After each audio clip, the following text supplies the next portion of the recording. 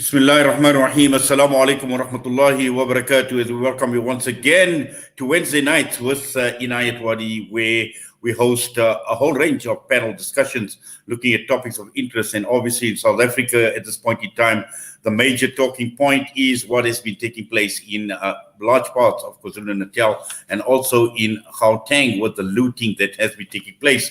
And if we coin the phrase that South Africa is burning at this point in time, and the question is, are we shocked? Are we surprised?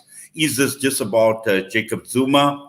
Were the warning signs there for a very, very long time? Was it actually coming? And we know that there are many that are talking about the poverty crisis in South Africa.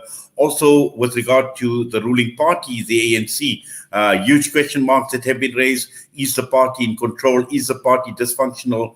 Have promises that have been made for years, 27 years down the line, have they not materialized? And this is where we beg the question, and this is where we've coined the phrase looking at this evening show, talking about from government looters to mass looting and anarchy, because that is exactly what is happening in South Africa as we speak.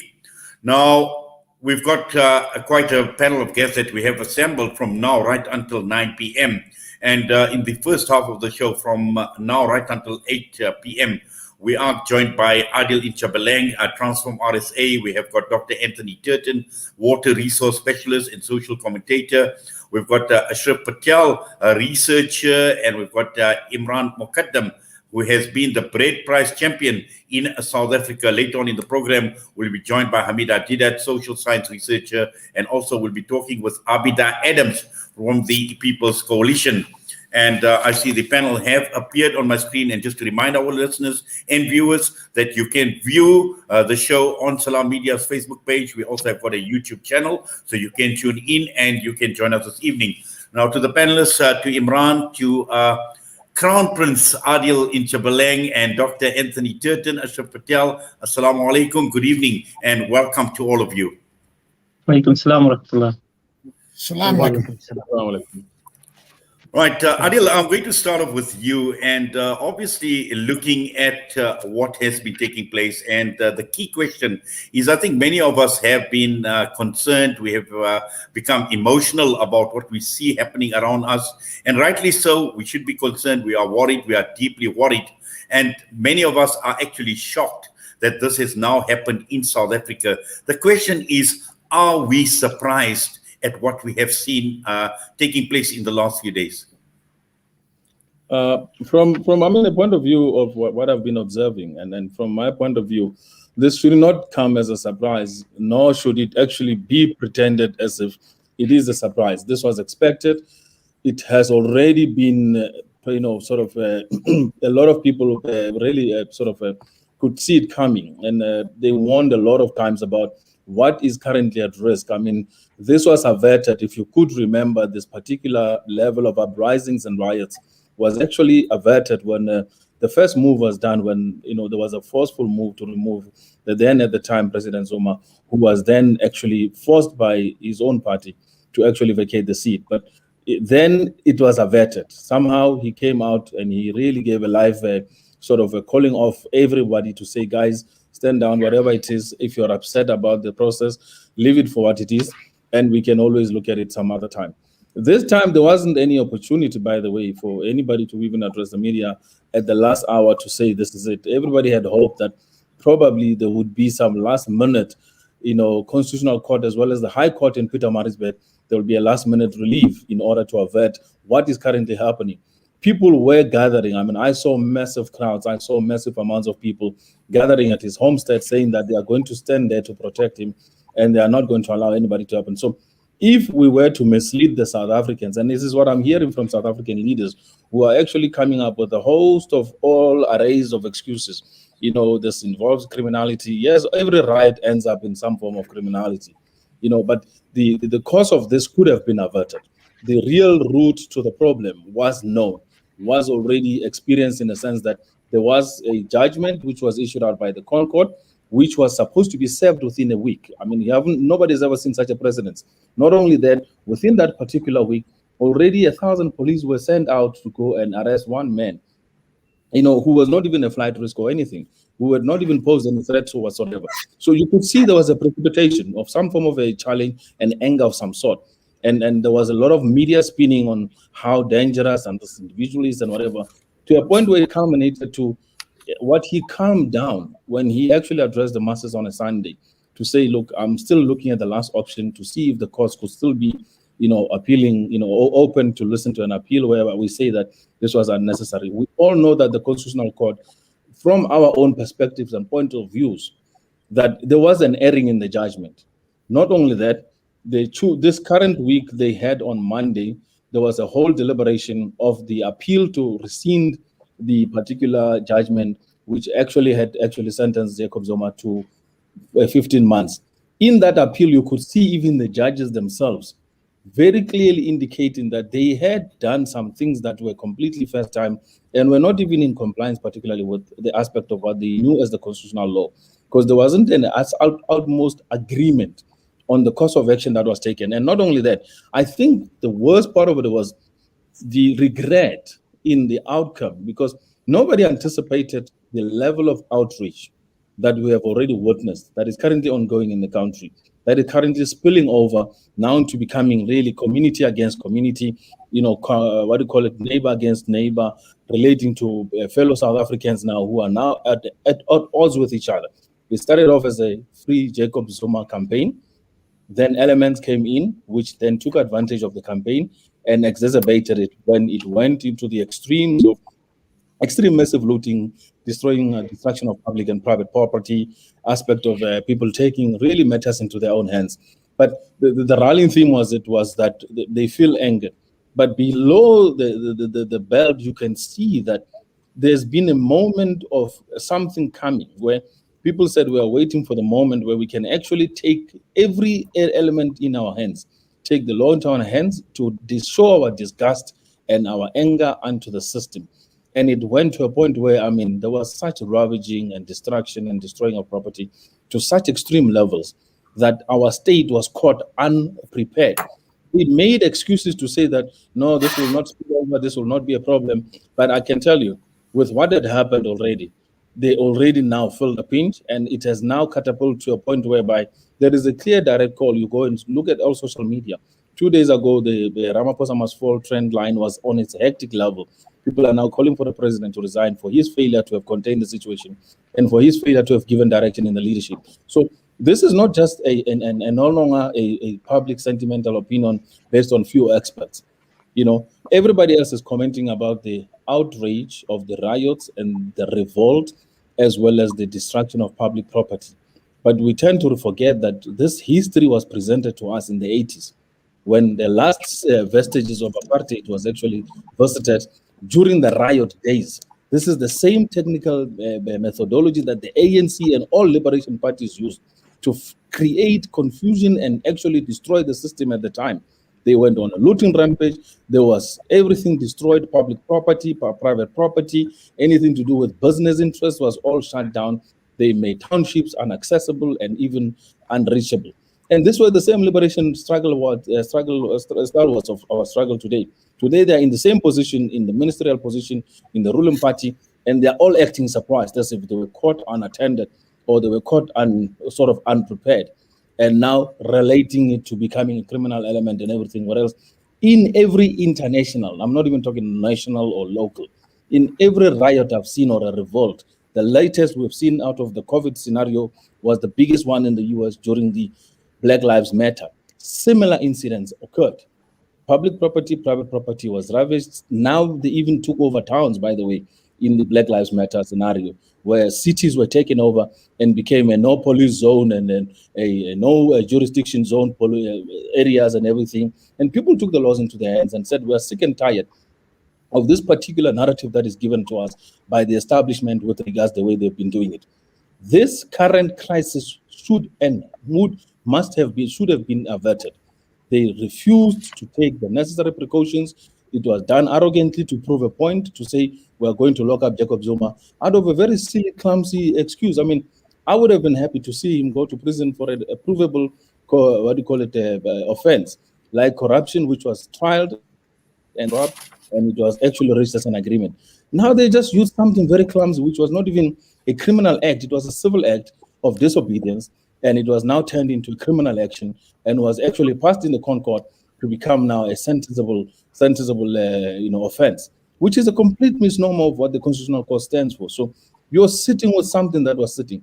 The anger on the ground of the people, and I'm laying this ground root so that we can all understand. I'm African, I'm black, and I come from these poor communities that are showing the disgust and the anger. The anger on the ground is the problem we're sitting on, which is the socio-economic challenges. Our people were stealing irons, they were stealing fridges, they were stealing blankets, they were stealing clothes. One child was caught with a bag of underwear, and all was worried about was, did the underwear that I grabbed fit my size in terms of the size of underwear that I wanted? You could see this is a street child who didn't even have underwear. So these are real issues. The anger of what had happened in terms of people's public private property stolen, ravished, and vandalized, it's completely unacceptable. But going back to what all of these riots always end up in, you see the element of disgust expressed in this manner, whereby public property is used as a last form of defense, as a last form of rioting to show that they are disgusted at the situation. And it shows you the levels of poverty. If it were rich people protesting here, you would not see this kind of damage in terms of public property. They would have. Can I just stop you there for a minute? Because I think I just want to adopt a certain train of thought, because you raised certain issues, and I'd like Dr. Anthony Turton to basically come in, looking at, obviously, Adil has been speaking about the system.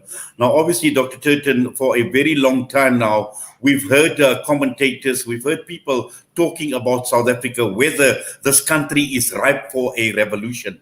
So this is not something about what has just happened. It's not only about Jacob Zuma, but there is something fundamentally wrong with the system within which operate that has given rise to the type of anarchy that we are seeing today. And just your thoughts, looking at this scenario that is playing out, and people in the type of mood or the mode that they are in. Yes, you asked the question, are we surprised? And the answer is no, we're not surprised, because this has been a long time coming. There's no question of doubt about it. If you follow my Facebook page, I've been writing about this for a long period of time. In fact, I've put out posts probably as much as a year ago about 18-wheel trucks being looted outside Port Shepstone. And this is a regular occurrence. I posted one as recently as about a week or two ago. Trucks being looted outside Port Shepstone, trucks full of baked beans. And they're being looted while the police are standing by and watching. So we've had a long feed up to this thing. It's not a surprise at all. And then, of course, over the last weekend, before this this violence erupted, we had a series of announcements made through social media. One of them was a poster that I put on my Facebook page. Another one was a series of voice notes that spoke about midnight on Sunday night. This is when it's going to start happening. So it was known for a long period of time, and people trivialized it and said it's irrelevant. If we want to dig down under this, we can talk about the fact that it's a socio-economic issue, et cetera, et cetera. And I agree, all of those things are important. We can ask, why is there such a level of inequality in South Africa? And we can really dig under that thing there. And I would argue that it's because South Africa has become an uninvestable economy. And we're becoming uninvestable for a number of reasons. We can blame white monopoly capital, whatever you want to. That trivializes the issue. The fact of the matter is that South Africa has become two things. On the one hand, it's become uninvestable. And because it's uninvestable, we can't create jobs. And we can talk about it now for hours about what that means. But the other thing I think that's very important, we've become a normalist society. In fact, there's a sociological concept that I've been fiddling around with now in my writing for some time as well, the concept of enemy, A-N-O-M-I, enemy. Go and Google what it means. And what it effectively means is when there's a loss and breakdown of norms in society, your people start despairing at the loss of norms, and they eventually, ultimately, if it goes to the end result of it, is mass suicide. So we are seeing now the spontaneous uprising of self-help units of people that are organizing themselves. I'm calling them militia for various reasons. Not everyone likes that name, but I'm calling them, for want of a better word, you're getting the emergence of self-help units that are now starting to enforce the very norms that are missing. And I'm going to just close the statement by saying that I think what we are seeing in South Africa today is a mirror image at grassroots level of what has been happening in the ruling party for the last quarter of a century.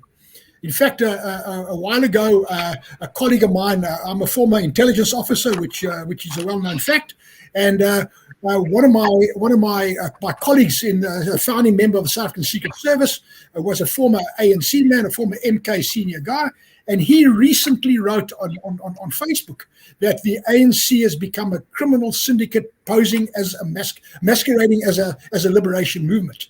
And for a senior man like that to make such a statement caused me to actually sit back and say, what is going on here now? So I would argue that for the last quarter century, we've had looting taking place at government level. The president, the ex-president Jacob Zuma, looted. He enabled the theft of something like 25% of the gross domestic product of this country.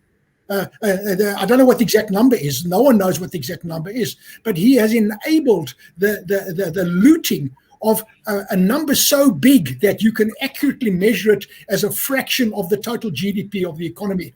And that is one of the reasons why we have such joblessness today, such economic decay, because we are uninvestable, because no one's going to put money into a place that is looted so blatantly. So I would argue that the looting that's been taking place at government level, protected by the ANC, and the unwillingness to impose the rule of law in order to protect their internal looting, has now simply been cascaded down through this process of anarchy. It's been cascaded down now to grassroots level, and people have taken the law into their own hands. I don't buy the fact that this is because people are hungry.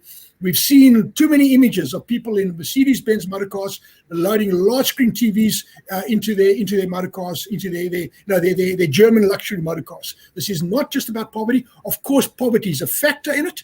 And in fact, just to build on my argument, today has been a very significant development on the south coast of KZN, where the traditional leadership, the Zulu King, has now made an announcement. He's reached out to the formal structures of municipal government and has made a statement that the Zulu people are not at war with the Indian people, and the Zulu people, in fact, want to live peacefully. And the last thing I heard was a voice note by one of the councillors about an hour ago, where they were currently locked in talks with the Zulu King, because this is not a Zulu thing only. It's about a criminal cabal that happens to speak Zulu, but it's not reflective of all the Zulu people.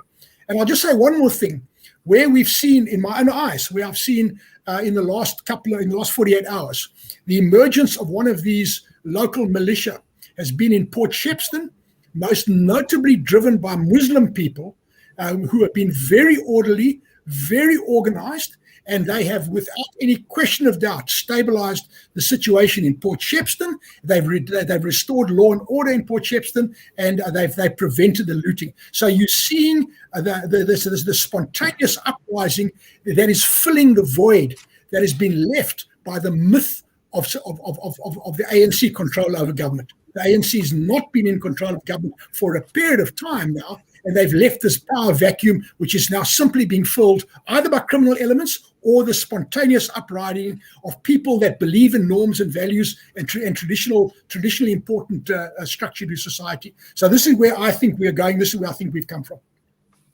Thank you for that, Dr. Turton. Ashraf, just to bring you into the discussion and the point that I think both Adil and Dr. Turton make, talking about the mirror image. But the key issue here is looking at the role of government. And for far too long, we've heard the government telling people about the difficulties we are experiencing in the country, but at the end of the day, there have been absolutely no concerted effort in solving the problems of the country, in solving the problems of poverty, in solving the problems of joblessness.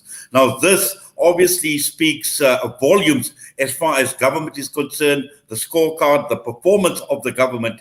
And at the end of the day, there is only one term that we can use in South Africa. People have become hurtful, and people obviously cannot wait any longer, or people cannot rely any longer on these promises that have been made for far too long. Yes, Brother Inayat, and thank you, listeners and fellow panelists.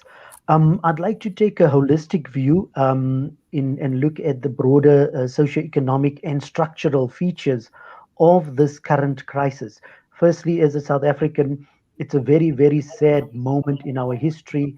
I think this year, and with the COVID and this crisis, it will be a milestone. Historians will write about this month and this week for decades to come. And it is a turning point. But if you apply political economy and sociology, I'd like to extend Professor Turton's analogy that this is a mirror image of the crisis of South African society. And that includes all stakeholders and all groups, race, class, gender, rural. These divisions have been sown mainly by what political economists call the neoliberal pathway of post-democratic societies. And this one can look at India, one can look at Nigeria, one can look at Kenya, one can look at Mexico. I think we have lost you. Yes, can you hear me now? Ashraf? Yes, I can hear you now. Yes. So essentially, the roots go into neoliberal policy. And what do we mean by that? That means that the neoliberal policy essentially is about capital, both local, national, and global capital, whose core vision and mission is to open up markets for profit maximization.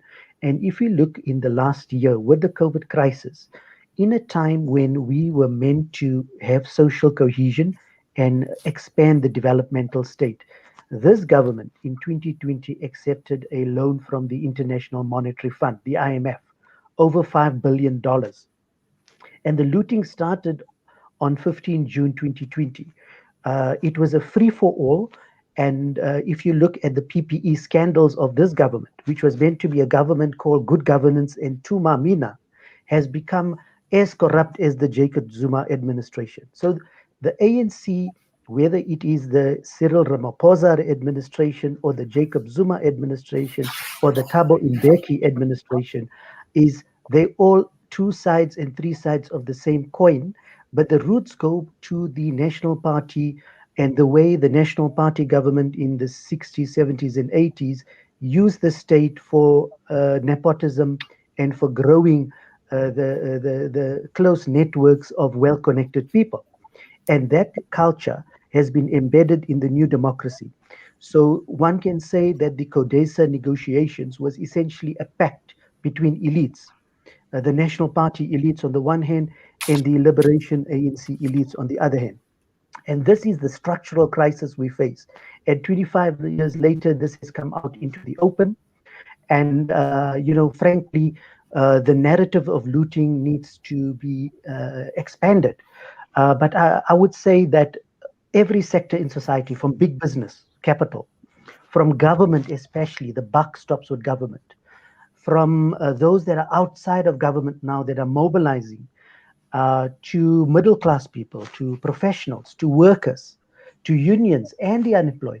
Every sector is playing a role that is complicit in this crisis, and the solution is that every sector needs critical introspection to say, what are we doing wrong?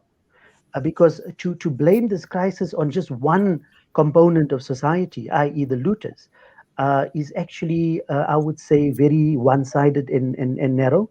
And therefore, from a sociological perspective, I think we need a structural analysis of the situation. South Africa is in the news, the headlines on all major networks. It is terrible for the country's image. Many friends in Africa have sent me WhatsApp and email saying, you are now part of Africa. And they were joking in a way. They said, you South Africans always say you are unique and we must follow you guys. And today, sadly enough, it is a typical sad story of a complete meltdown and the decomposition of institutions and everything that goes with it. So I say, as a starting point, all sides are to blame for this crisis. Ashraf, shukran for that. Imran, I see you back with us. Now, obviously, what Ashraf is saying is this problem requires a structural analysis. And just to try and understand and to drill down and to analyze, to look deeply into some of these issues. And we've heard also about the phrase that is being coined. This is a case about the elite versus the poor. The government has failed the poor. Is this a case? And if we do drill down, just to look at structurally, what are some of the key issues that we should be thinking about, Imran? Yeah, from a grassroots perspective, basically we've been seeing this kind of build up to the anarchy that we're seeing now continuously for probably the past 20 years. But we always just called it service delivery protests. We didn't nail it for what it was at the time. And it is what it is now. It's food riots. So the reality of our situation is that we are dealing with food riots of angry and hungry masses that has been patient for too long. And we're dealing with the symptoms of a delayed revolution because we never had our revolution. What we had was a compromise, a sellout. And that sellout is now coming back to bite us in a big way in terms of the massive inequality that we have within our society. South Africa is the most unequal society in the world by any standards. And the elite and the middle class is just the gap between poor and jobless and those with jobs. It's just growing and growing at an unsustainable rate. And everything in South Africa was going to give at one or other point. And the strategist behind the Jacob Zuma camp was well aware of the powder keg that we found ourselves in, and they could manipulate that, and they got the result they wanted. The result they wanted, they got in terms of creating this anarchy, creating this chaos, and creating the kind of destabilization in order to further a political objective, but also to create in effect is a attempted coup d'etat. If you look at it realistically, this is, as our brother Adil mentioned, the call for the Cyril Ramaphosa must fall, similar to the Jacob Zuma must fall campaigns. Those are clear attempts at regime change. And the forces behind this are not necessarily those that we want to, the typical reasons that we want to. We are dealing with a situation that is being manipulated by much greater forces than what we realize, and clearly we see this in Mozambique, we see this in Nigeria, we see this in the rest of Africa, in Chad, in Mali. There is a serious agenda to destabilize economies within Africa. We saw it in Egypt, and South Africa is now in the firing line, and this is what my take is on this. There are serious forces at play that are looking at regime change, that looking at destabilization, and clearly the Zuma camp plays to those fiddles there. But also the current ANC government is not don't have clean hands in this one either. They clearly have been part of this orchestration of forces, but we are dealing with a lot of intricate and difficult to analyze situations, but we know for a fact that we're part of this broader destabilization of Africa. because of the scramble for resources. So there's a lot at play here that's beneath the surface. But the real issues is the inequality and the unsustainable inequality in our society that is deliberate. There's a deliberate reason why we have this higher rate of joblessness amongst the youth. 72% of our youth are unemployed, the highest in the world, and the highest in the history of the world, of the industrial world. That a country can have that level of unemployment among youth, and when you look at that, the amount of growth in South Africa, the jobless growth. What does it mean? It means that people are getting extremely wealthy without creating jobs, without reinvesting back into the source of their wealth. And small businesses, big businesses, everybody in the system is to blame for it and is taking advantage of it. And nobody's plowing back. The problem that we have is that we believe that we're entitled to take as much as we can and we don't have to give anything back. If you look at our tax system, the small tax base compared to the large amount of beneficiaries of grants, that's definitely not going to be sustainable. We can't carry on with our current grant system for the next 5 years. There's just no money for it. But we know that the only solution right now is to bring in the basic income grant so that at least we lift the jobless majority above the extreme poverty line. That would be the one quick fix right now. But other than that, structural change needs to happen, and maybe the revolution that should have happened needs to happen, because we can't carry on unsustainably as we have. But at the same time, we have to be very careful that we don't play into the hands of forces that clearly have agendas to extract as much as they can out of Africa and to use us as the scapegoat and use us to exploit as much as they can for the global north, if we have to use that kind of language as well. Yes, Imran, obviously we will talk a lot more about this force that you speak about, but just to come back to Adil in Chibaleng. Now, Adil, throughout the entire saga and also going back to the last 27 years, one thing that has been clear is we have seen leadership vacuums, we have seen a leadership crisis, and even with the latest saga that is playing out, we've seen factions within the ruling party, within the ANC, those that have even condoned and instructed those to go out and go and loot. Now, this obviously tells me that we have got a major problem, because nobody is taking the lead. And also just looking at leadership in general, Adil, the last 27 years, the type of leadership that we've had, have we had the right leadership? Because, I know Imran is talking about the revolution that should have happened at the time when South Africa became a democracy. It was a compromise. But have we had the right leadership in this country, to try and avoid the scenario or the situation that we find ourselves in, where we talk about the elite versus the poor, we talk about the government failing the poor and the like? Thank you for really posing that question, because the issue of leadership in South Africa has always been highly and really heavily debated. The question is not leaders. It actually relates back to what I think Imran touched basically on it, to say that there is forces that are interested in destabilizing the peace and security of South Africa. And these forces are not just only malevolent. Some of them have been very benevolent in their own cause, whereby they've been advancing their own interest, which is really geopolitical interest, on the basis that if you come back, let's look at what South Africa is as an economy on a country. South Africa is a mainly minerals, energy complex economy. And then secondary to it is agriculture. And then thereafter is basic services like financial services and etc., retail and financial services. This is what comprises of what we call the South Africa as a country itself. From that perspective point of view, is the minerals of this country is what keeps this country afloat and what gives it its existence and claim to the world in terms of its success.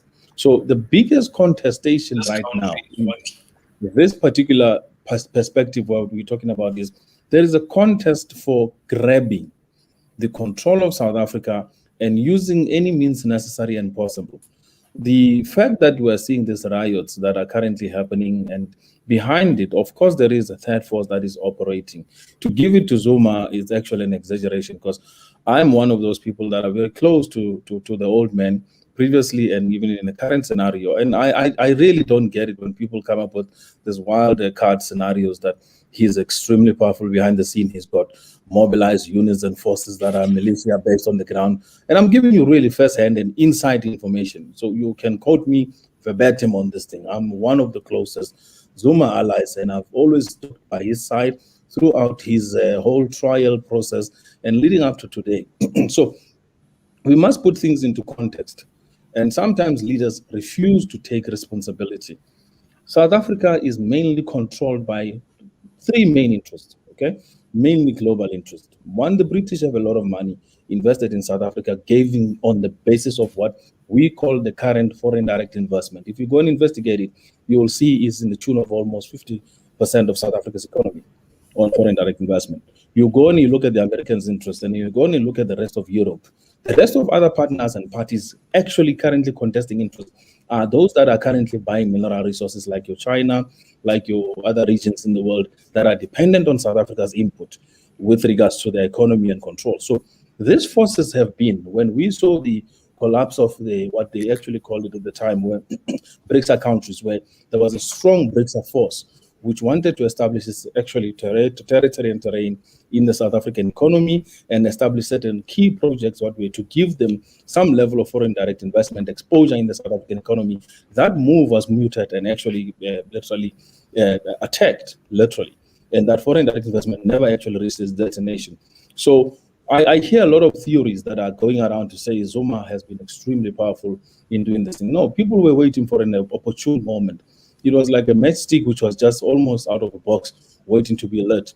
And we know during the current President Ramaphosa, there's been already major looting during attacks of foreign national shops. This is not the first time.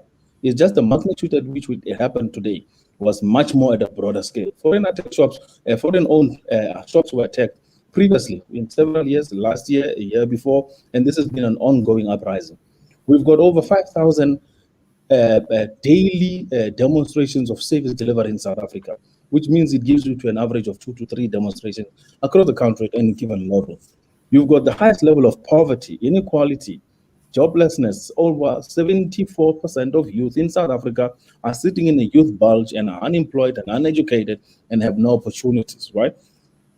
So you take all of those forces, and you know, I mean, again, from an academia point of view, we have all of this gross understanding of how society works. But I come from the streets and the poverty, and worst of all, being an African, I was at the bottom of the so-called poverty line, and I know what happens when masses are agitated. All you need is 10 people who take them to the streets. You're marching towards a cause where you're doing a peaceful demonstration. One person just screams, "A car hit it," and they all go routed into that frenzy mode, and they start attacking a car that is just passing because of a simple little, moment of excitement in the whole place.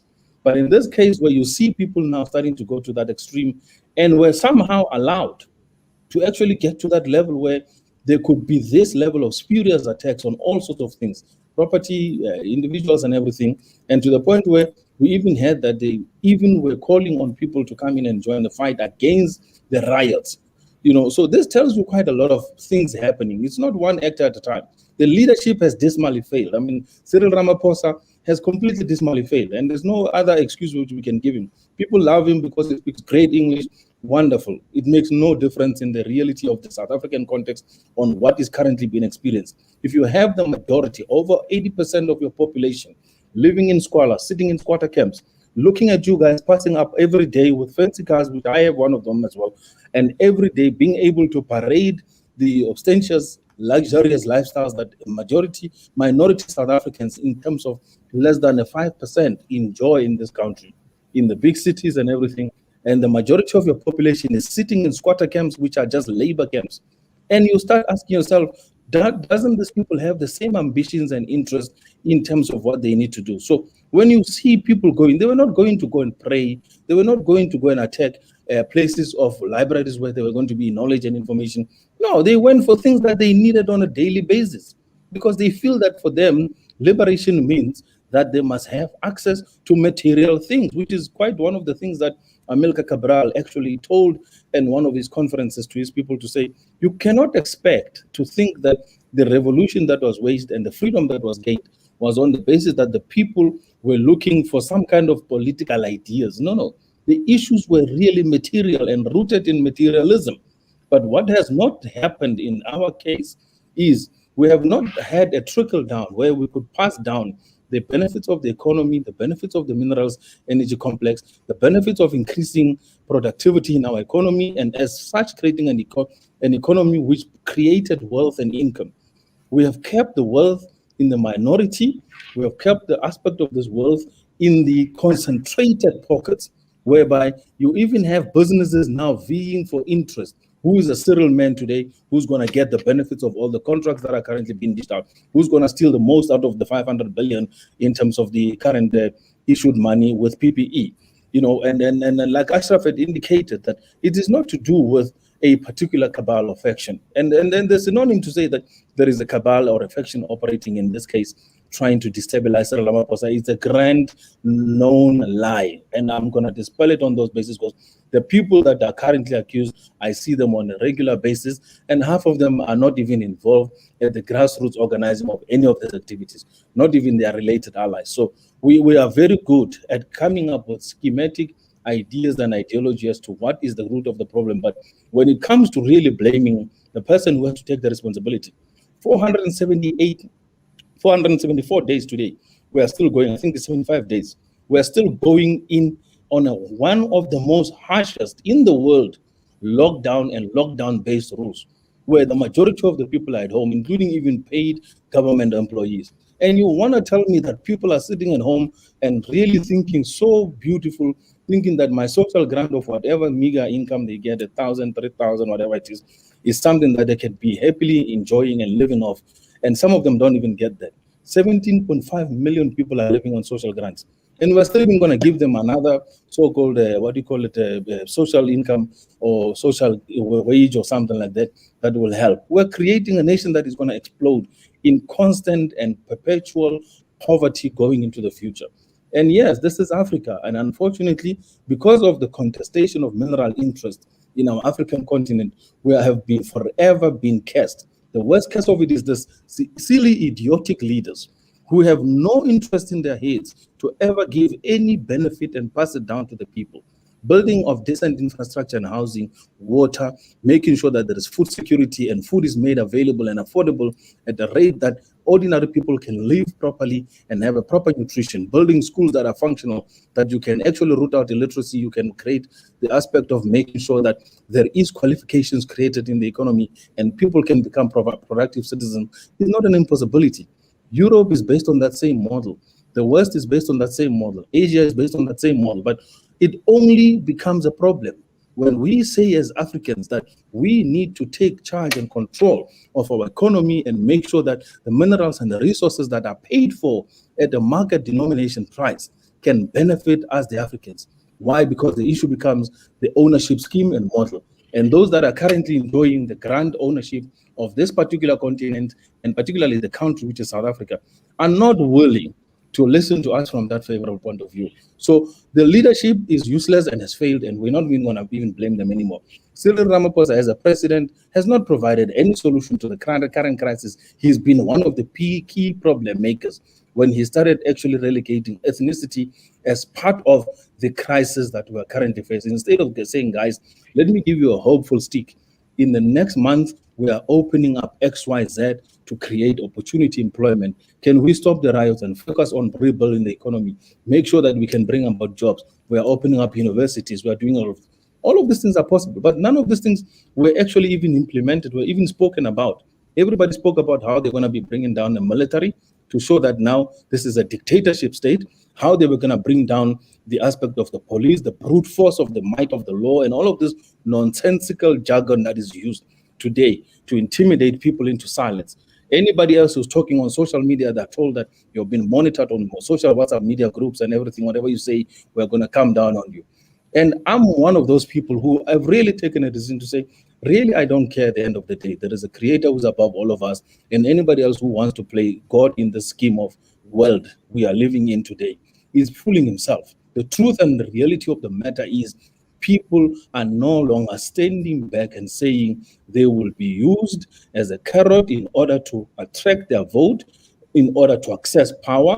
And when the power comes now to be distributed, they are no longer taken into consideration as the beneficiaries of that particular power. So South Africa is slipping down that slope because there was a decisive move from the African National Congress itself, and including the current investors that are sitting in this economy who are pushing for some of the social unrest through their mechanisms of ensuring that Africans never come out of the poverty that we are enduring and we've been enduring for over 100 years and even 500 years beyond the element of colonialism. So we have to get things into context, and I'm appreciative that we have experts who are seeing it at an aspect element of it, but it is not the whole picture.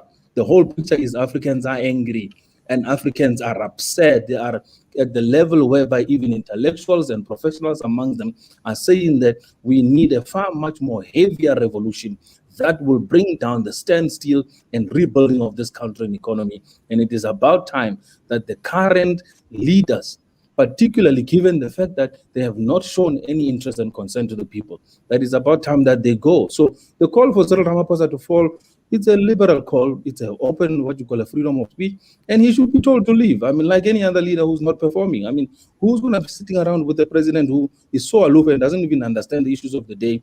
And instead, when he has to address people, he addresses them from a point of view of fear and anger and all those things. Nobody wants that kind of a leader. People want to see things happen. If we were having a good time, things happening in the economy, there would not be a leadership where there will be a crisis and a vacuum. So the leadership crisis is born out of these things. But the real geopolitical interest, which is the stronghold of the monopolies right now in this economy, which is the current foreign direct investors who are holding and hunting everybody down and are passing on judgments to people, giving, a sentence as silly as it is to Zuma was inspired by some of these things. We've even heard that there were the likes of Rupert who told him that you must do something about X, Y, Z, and if you don't do it, we're going to make sure that we can put this economy to a standstill. And we don't go back to those annals of history and start looking at what brought about what is currently happening. You cannot tell me the government was not anticipating this riots on the pretext of actually putting Jacob Zuma in jail.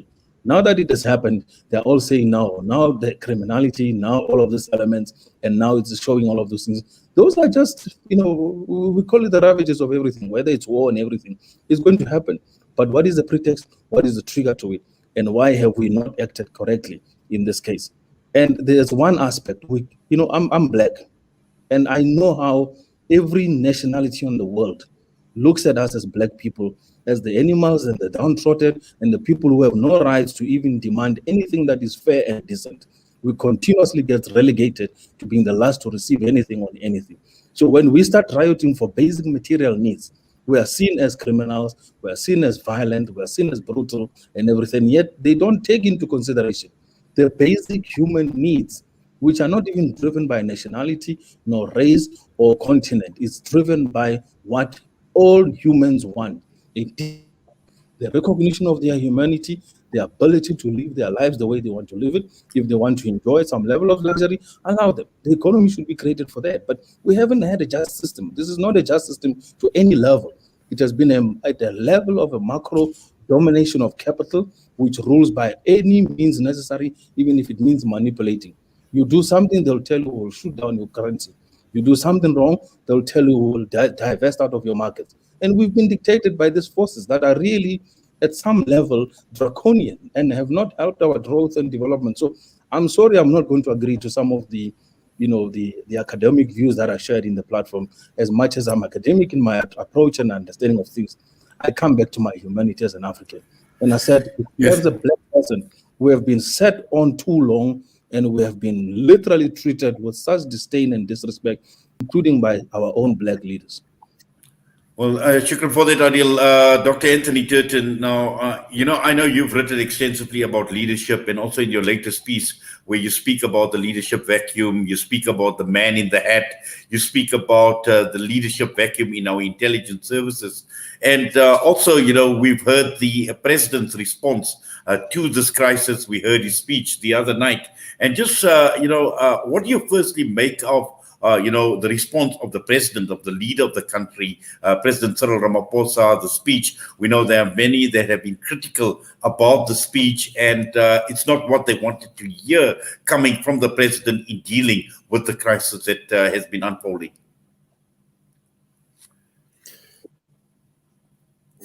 Yeah, look, it's not for me to criticize any of the leaders at the moment. I think it's a very extraordinarily difficult time to lead. But of course, that's the essence of leadership. Leadership has to step up to the plate in difficult times, and they've got to present a vision for a better future. They've got to give hope. If you don't give hope as a leader, then you have anarchy coming out of it. So my criticism of the leadership at the moment is that they are completely out of touch with the needs of the grassroots. And I will concur with some of my colleagues on the platform here about the dire needs, the deep poverty, the profound hopelessness that people have of the daily grind that they are never going to be able to get out of. It is completely unacceptable. And here I will cite two examples in the recent past. The one that I would cite is the President Ramaphosa, about a month, maybe 2 months ago, made a public statement to the effect that the members of parliament who are currently earning a salary package in excess of R1 million are unable to make ends meet on that salary package, and he was calling for an increase in salary. Now, personally, I found that was utterly inappropriate in a country where 3/4 of the youth are unemployed, maybe 50 to 60% of the total population are unemployed, and unemployment is growing by the day. And in fact, most people aren't even earning, a few thousand rand a month is considered to be a good income.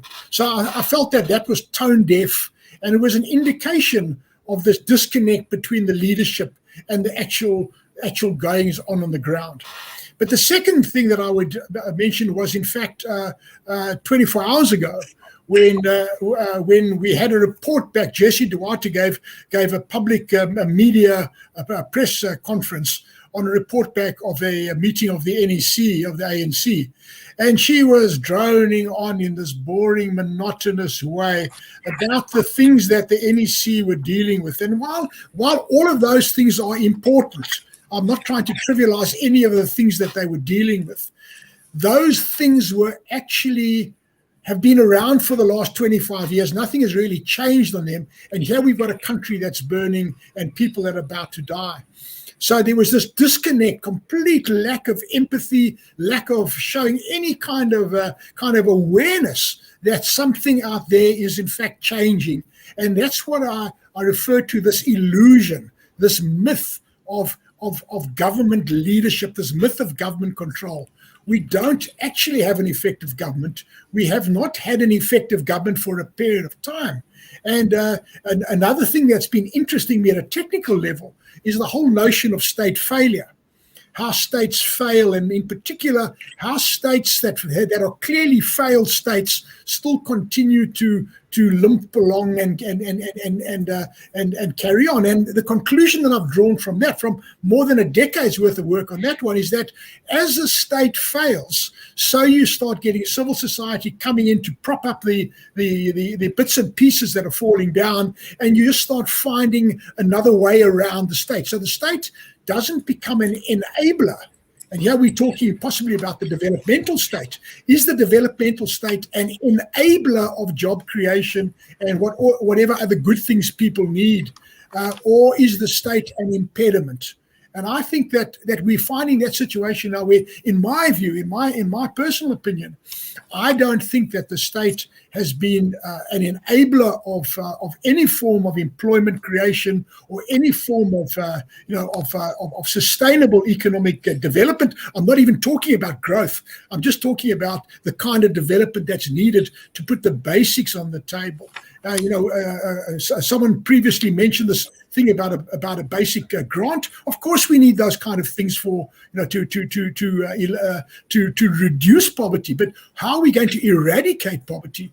And we're not going to eradicate poverty by constantly making people dependent on grants. I would say that the poverty debate has to be dealt with in a very sensitive way, because My personal view is that we eradicate poverty by creating an enabling environment for people to get an employment in a meaningful way, a dignified employment where they can earn an honorable wage, an honorable salary that's based on productivity. Okay, maybe a little bit sort of neoliberal in my thinking in that regard. I'm not going to apologize for that, but I think that's what we need. We need to enable people to reach their full potential as human beings and not be as dependent as they are on the state, because ultimately whichever way we cut this cake, we have to allocate resources to social grants, etc., which come from taxes, and the taxes come from economic activity. So if we don't have economic activity, we don't have taxes. And now we started introducing another word into the conversation, and that is this ugly word that I've been writing about called the fiscal cliff. The fiscal cliff that's coming ever closer. Someone mentioned earlier on about the IMF loan that we recently had and what happened to that loan. Well, the fiscal cliff, like it or not, it's a reality. Ultimately, if the state is unable to pay its employees because the revenues coming into the state from taxes are insufficient, you've got a choice. You either ramp up the taxes and make it increasingly more unlikely to attract jobs and to create the kind of investment needed to attract to grow jobs, and then you start driving a capital flight. And in fact, earlier on, one of the panelists mentioned FDI, foreign direct investment. And I would just like to say, in my personal view, foreign direct investment is not a curse. It's not a bad thing.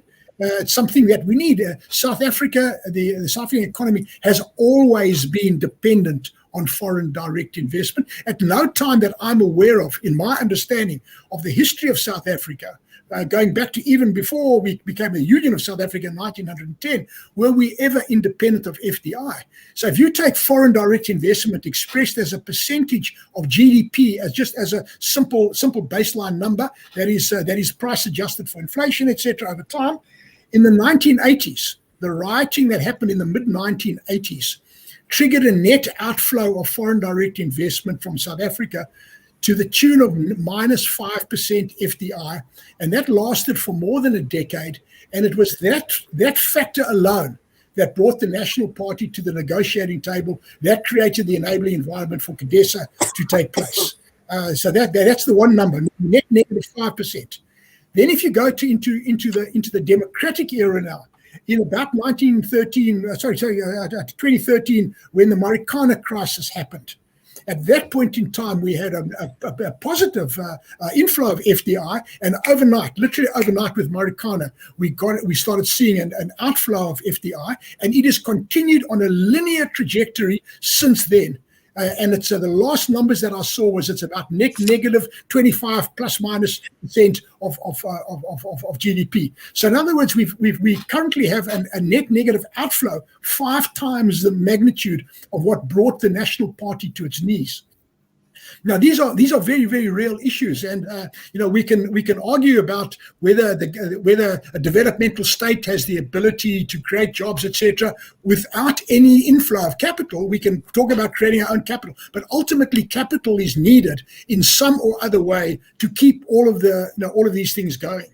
And until such time, in my view, from where I come from, until such time as we create an enabling environment for capital to flourish, we can continue blaming a small minority, white monopoly capital, which is, in my view, a fictitious thing. It's so small as to be relatively insignificant in the overall scheme of things. It's a historic artifact of what's happened over half a century of time since 1948. But it's not the real issue. The real issue, in my view, is the fact that we are unable to attract the kind of capital we needed in order to create jobs. And in fact, we are incentivizing South Africans, to touch base on what a previous speaker said, we are actually incentivizing South Africans not to invest back into their businesses, not to invest back into their communities, for fear that investment back into the community is going to eventually be taken away from them in the form of unfair taxes and other things. So this is a very serious and a very sober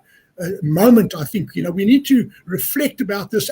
What I try and do as an analyst, I try and take an arm's length approach. I try not to put myself on the playing field as well. And at the time, I try to be a commentator rather than a player at the time. And this is my view. The fiscal cliff is a serious, serious issue. It is looming ever closer.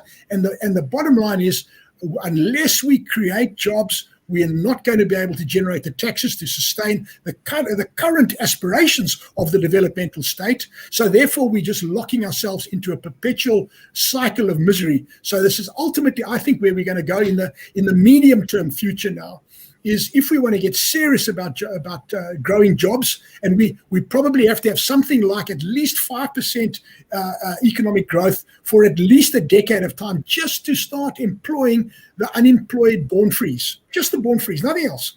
Well, that's the kind of growth that we need. That's the growth that's been projected by the Public-Private Growth Initiative, PPGI.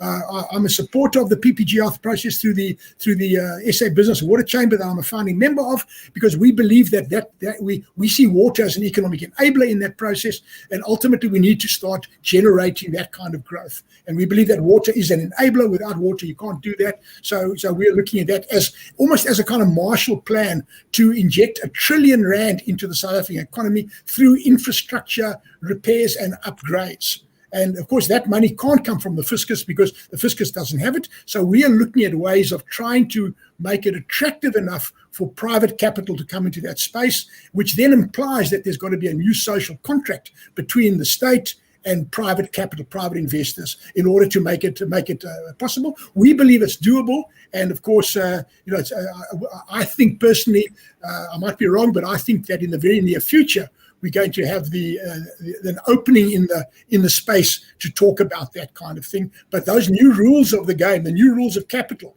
will have to be defined. And if those new rules of capital are favorable, then we will have capital inflow. If those new rules are favorable are unfavorable, then we're simply going to have a continual hemorrhage, and we're just not going to create the jobs. And therefore, we're going to continue to blame anything and everything else except the fact that we can't create jobs because we've killed the economy. Yes, thank you for that, Dr. Turton. And I see Hamida Didat, social Back science to you. researcher, has joined us as well. Hamida, if you could unmute your mic. Assalamu alaikum and welcome. Walaikum salam wa rahmatullahi wa barakatuh, and a very good evening to all of you and to Anthony. It's a very long time. Yes, Hamida, in fact, I want to just go straight to you. And obviously, looking at South Africa, looking at civil society in South Africa and the impact that this has made to civil society, it's made to communities. And obviously, there has been concern because, some obviously try to play the race card, pitting one race against the other with this current crisis. Now, what is required at this point in time is level-headedness, but also in terms of communities getting together. We've seen many communities obviously get together to try and do whatever they can. But the key issue here is looking at the fabric of South African society and how the fabric of South African society has been impacted by these latest developments that have emerged, and also this latest round of violence and the escalation of violence as a result. So your question is wanting me to give a reflection on what the impact has been on the fabric of society, of South African society. Exactly. So I mean, I can be cynical, and I think in some ways maybe in this really painful situation one needs to be. What fabric of society are we talking about?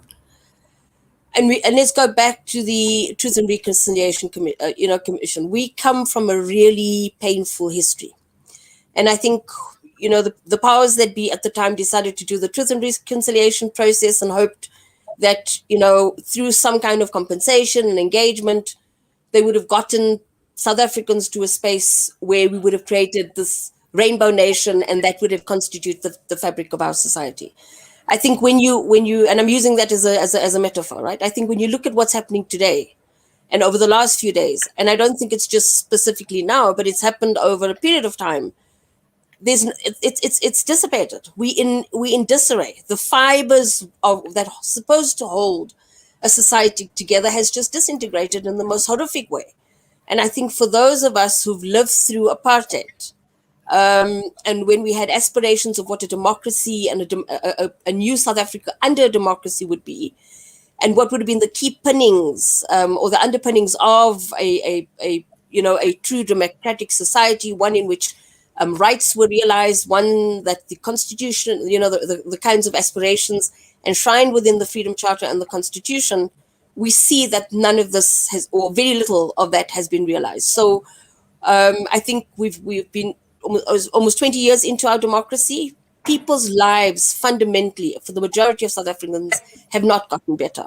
I mean, I didn't get the earlier part of the discussion, but if you listen to some of the analysis provided by Anthony, I mean, in relation to the high levels of unemployment, if you look at the issues of job creation or the lack thereof, if you look at what's actually been happening to South Africans in general, we haven't seen advancement. We've seen disintegration. We've seen, poverty. We've seen emaciation, and clearly, and that's why I'm begging the question: what fabric of society? Because the fundaments that are required to build a democratic country has not been there. It's been a facade. And I think what this really painful and heartbreaking experience is beginning to show, when you plaster something, when you plaster over the cracks, eventually they start to wear. And ours is not just wearing, it's breaking. This is an erosion. Yes, thank you, Shukran, for that, Hamida. Imran, just to bring you into the discussion, and I see Ashraf has joined us as well. And, I just want to obviously just expand a bit more, because you mentioned the fact about the third force in South Africa and how the third force is actually playing out to the detriment of the country, to the detriment of the people of South Africa, and to the detriment of our future. Yeah, clearly, we are seeing the influence of an orchestrated. This is not something that that happened sporadic. This was very well orchestrated and planned over a period for the eventuality. So somebody was standing there with a match to the powder cake, waiting for the right time to light it, and this is what happened now. But it's also that, as all the other speakers have said, we are dealing with the failed state scenario. We are dealing with all our aspirations that were not met and that aren't being met. We are dealing with a lot of other issues of poverty and inequality that we all mentioned before. But a lot of this may be deliberate. A lot of the suffering that we are seeing is deliberate. A lot of the corruption that we are seeing is deliberate. A lot of the crime is deliberate. So there are forces at play that wants to see South Africa ungovernable. And through the ungovernability, the corruption can continue, the crime can continue. If we look at crime syndicates, because I work in the crime fighting sector a lot, if you look at the corruption within the police, if you look at the current scandal with Major General Veery in Cape Town, where he's been fired for a Facebook post, but he's the guy that brought the guns to gangs scenario on the Cape Flats to the fore. And you look at the instability on the Cape Flats, the low intensity civil war that we're dealing with in the Cape Flats for a long time now. And you look at the inability of the state to deal with that. But the ability of the Western Cape government and the city of Cape Town to be able to deploy 8,000 officers today on the Cape Flats in preparation for possible anarchy, it shows that the state has the capacity and the capability to deal with a lot of the issues, but there's a lack of political will, and there's a definite agenda to intervene when it suits them best.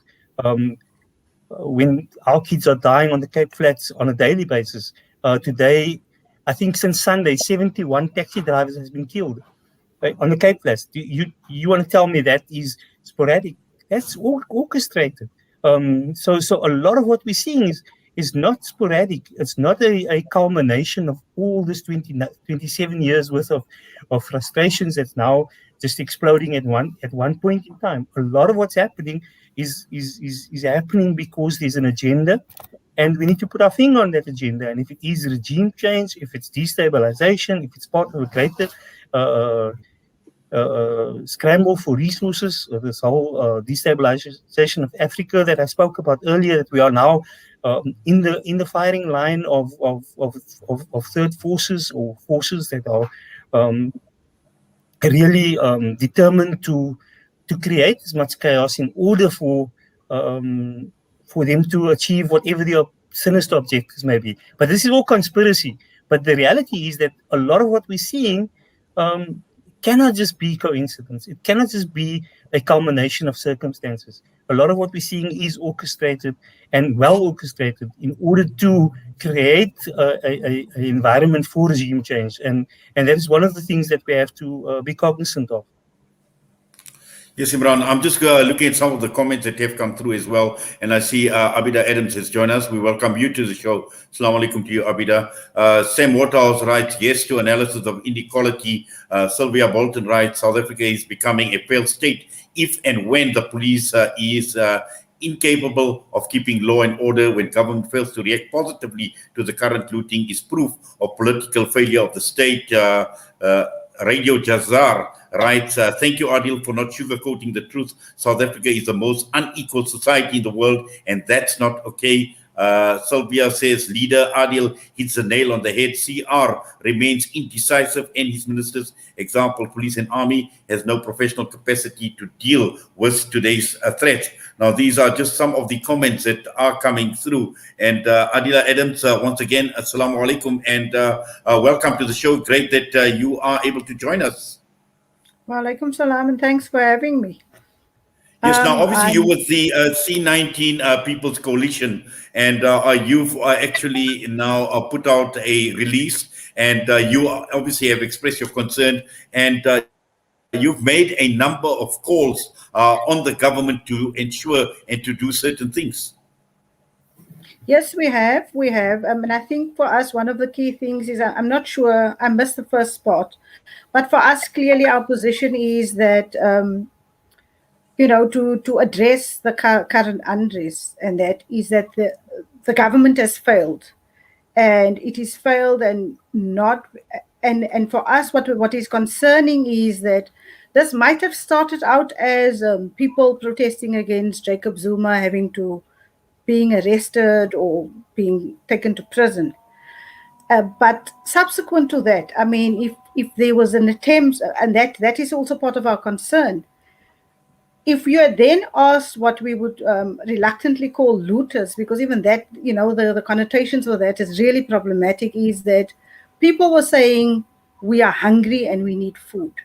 So it might have started out as a protest, and I've heard also, and there's opportunistic and criminal elements who's using this period for their own, political agendas.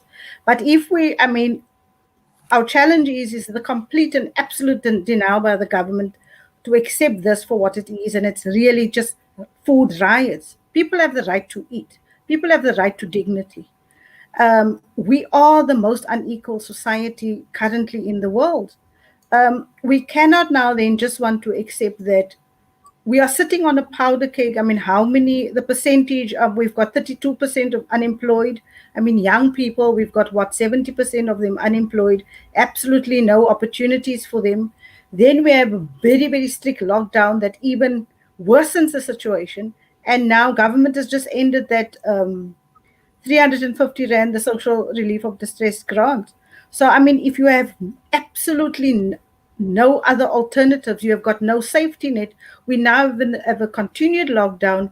More workers are at home. They are not getting paid. There's still no finalization with regards to the payment of the TERS. So, and the problem is that we condemn the looting, and we condemn, and we're saying, but why must people take TVs, etc., etc.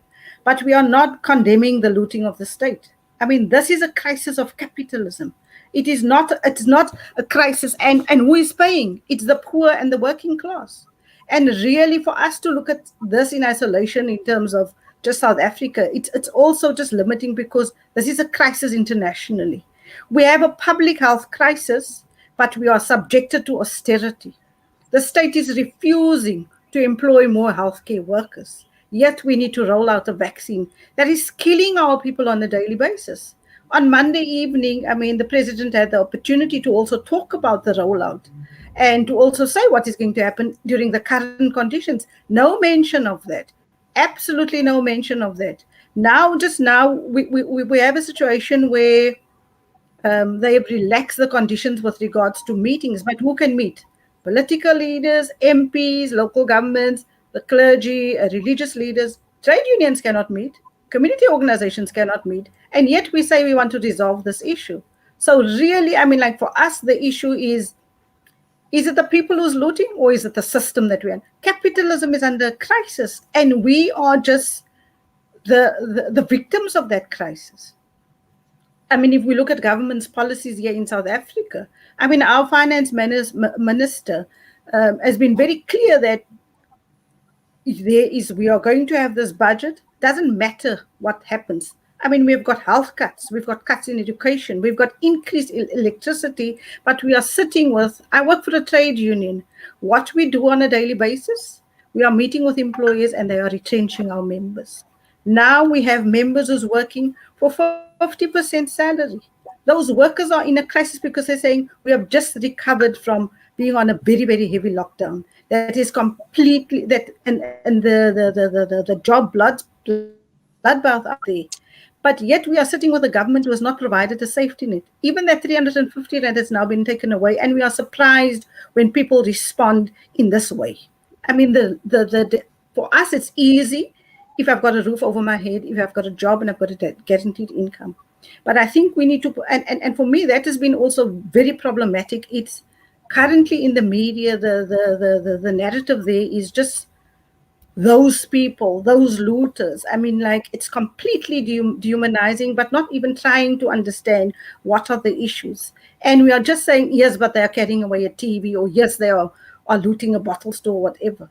But we are not looking at the issues. And equally concerning is that we are now going to deploy the army. But what is the army going to do? We saw last year what happened during the lockdown. I mean, wouldn't it have been better for the state to say that there's a crisis. We are going to deploy the army so that they can distribute food parcels, so that they can ensure that there's water available for people, distribute sanitizers, assist with the vaccine rollout problem. Besides the pandemic, our biggest enemy at the moment and our other crisis is the crisis of hunger. It's not that people, and I don't think that people want to live on handouts, but we need decent jobs. We can't have a situation where workers are working on expanded public works programs where they get 11 rand an hour. You cannot survive on that kind of money. And that is our realities that we are confronted with. So we are saying that, so I mean, I don't even want to support this whole notion of a third force because it's easy for the ANC government to hide behind that, you know, and it is a way for them to not take responsibility in terms of what the state's responsibility is to all its citizens. I mean, we've got a situation now where there's encouragement on media for private citizens and under the guise of defending their property to take up arms against citizens. What is that? I mean, like, if we hear and see the stories, what is happening in KZN, it's really just contributing to a more polarized situation because now we are pitting African blacks against Indians, and that is not, we cannot condone that. We cannot even accept that, and we cannot say that is because people are protecting their private property. I mean, I'm really torn and conflicted because as much as we say that our infrastructure should not be destroyed, but a shopping mall can be rebuilt.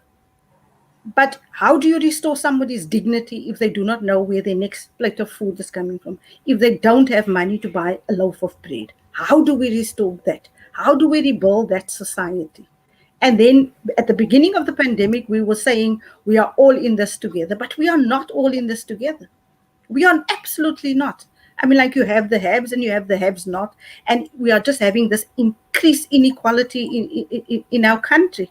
And we cannot now just sit by and say, oh, we are surprised what has happened. What did we expect to happen? I mean, people are being pushed into into desperate situations on a daily basis, right? We are sitting with a situation where we are now calling these people looters, criminals, and thugs. They are still workers who's waiting on their TERS of last year. We know how many employers are guilty of taking money for TERS and not having paid it over to workers. What happened to them? More than 2 billion is owed to the Department of Labor. They are making arrangements to pay that money back. But yet we want to say that bringing the army, and why can't the army shoot people simply for somebody for running away with a loaf of bread or a pack of Pampers? What is the society then that we are talking about? Because some people's lives are valued as more important, and property is valued as more important than the lives and the dignity of our people. Yes, obviously you've raised many, many issues. And Adil, I seen you were nodding and you were actually shaking your head as Abida was obviously speaking. But just looking at, we've got prophets of doom, and many are prophesizing a gloomy picture for South Africa going forward, to the extent that we've seen even talks about South Africa fast heading to becoming another Zimbabwe. Do you think that, we can go that route? Because we know what is happening in Zimbabwe. We know what has happened. We've seen the riots that had started in Zimbabwe as well. And obviously, food insecurity is a major problem in Zimbabwe at this point in time. Has South Africa got the potential of going that route? I think it's simple. If people say South Africa is going the route of Zimbabwe, of course we're already in Zimbabwe. 80% of the population in this country is living on the breadline. So, I mean, some of these things, we don't need to be exaggerating. We just have to be factual. In terms of what has been dismantled, I mean, remember the critical issue with what happened in Zimbabwe was Mugabe decided to go and implement the Lancaster Agreement because of the partners that have failed in bringing back the land of the people. In South Africa, people don't have the land. I mean, I'm one of those tribal chiefs and, prince in a tribe where our land has been annexed. 45 of the companies that are currently sitting on the JSE today are sitting on our land and mining our ore and mineral resources, the PGMs, the platinum, the chrome, and all of the mineral resources that are continuously producing. I mean, one company, it's netting about 200 billion annually on some of the mineral resources activities on our own land. As royals, we don't even have a single cent that is accruing to us for our people to be given better, decent infrastructure, water, electricity, homes, and everything, So some of these issues that when we say we're going to go the Zimbabwe route, the only time when we would actually be in a Zimbabwe state where the global forces and powers will feel that they have to use a military might-like style where they will actually put us under Zimbabwe sanctions is when we have taken the land and have actually taken the what we call self-determination, taking South Africa into our own control and hands and creating our own economy and markets, creating the kind of economy that most countries enjoy in the world. Whereas, currently they've put the likes of Russia, they've put Cuba, they've put the whole lot of South America under the similar sanctions because they have taken the course of their own development into their own hands. South Africa is not even near close to that. I said to you, there's about 48 to 50%, and you can go and check it and research it, of foreign direct investment that is currently sitting in the hands of a very few minority, some kind of lads and few families in England who are enjoying a good life. The rest of it is distributed throughout Switzerland, Belgium, is thrown into the American banks and all of those things. So we must be very clear and contextual. The current crisis in South Africa is perpetuated on the basis that, one, there's been a social neglect on the current crisis. And I like what Abida said, that you can't tell us that when people are currently starving and taking Pampers and everything, that these people are enriching themselves. There's not enrichment. None of those things are even going to last a week or so. So some of the issues is we refuse to acknowledge the fact that we have failed at the systematic level to give people social equity, civil rights of enjoying a life and a decent life in an economy that they deserve. We have not created the necessary jobs. Come to the issue of education, energy, transportation, communications, and everything. We are the last in all of those developments. You go and sit with governments and see over the past 10, 12 years or 20 years or 27 years of their current administration of South Africa as an economy. You'll see lots of plans. None of them have been implemented. And when you ask why is it not implemented, Half of them are shy of telling you that, listen, there is a group that is dictating to us, particularly coming out of the Western markets, which is mainly London and the US, that are dictating to South Africa's economic policy on development. Whenever they have an idea they want to implement at the government level, they'll continuously be told that you cannot do this due to the fact that you have signed an agreement on this level, you have done a free trade here, you've done this and this and there, and as a result, those policies cannot be implemented. But instead of you worrying about this, let's give you something that would help you. Where was the solution to come up with the social grants in South Africa coming out from? This came out of one of the same institutions that said, the Bretton Woods institutions, that said, for South Africa to sustain its level of so-called inequality and poverty, give people what is called a social grant. In that social grant, it becomes a substitute to making sure that the masses, 17.5 million people, are receiving these social grants. Do you know what is the current crisis now that people are worried about? Am I going to get my grant paid at the end of the month with this continuing riots and everything? So it was deliberate throughout the years to keep people in the current state of starvation, to keep people in the current state of deprivation of economy and markets and self-determination and independence, so that they can be that level of going back to the effect of depending on what the system really rules with, its might of the economy and its might of manipulating. There is currently riots. Everything was almost burned down, which is really around the periphery of anything that is, upmarket, has burned down. Yet the rand has maintained its stability. The current issues with regards to the money flow and everything in South Africa is still running smoothly and everything.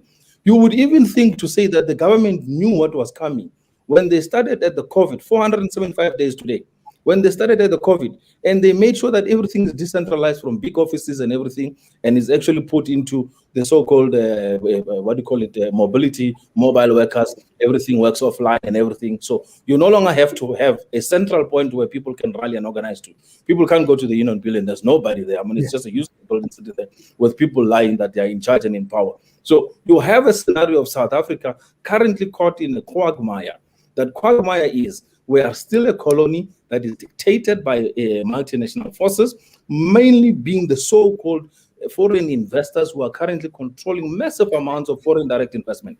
14 trillion circulates in the current stock market in South Africa, 14 trillion.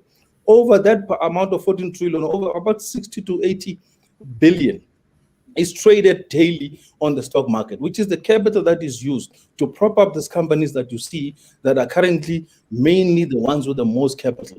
One company in all of them, about Naspers, sits with about 2 trillion, which is twice the value of what government is able to actually disperse on an annual basis in terms of taking care of its own fiscus. 14 trillion. So you have a 14 to 1 trillion that is South Africa playing around with, apart from the other 1 trillion that they use for income and all the payments that they give to themselves in employment. So you have to look at power from that point of view.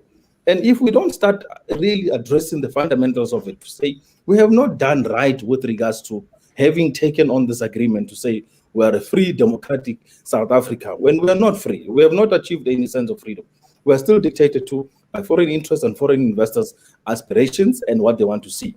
And most of them are not affected by any of these social ills in South Africa. That is why they don't care whether you bend down what and everything.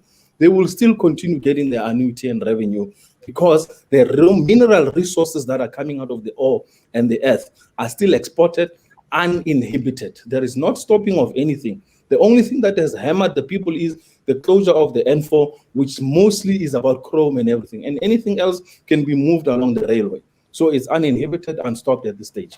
The harbor is still functioning. People are coming in and out. South Africans don't have that capacity to go and stop any ship from moving because they don't have that level of sophistication. So certain things we must be very clear and put into critical context. The poverty is unacceptable.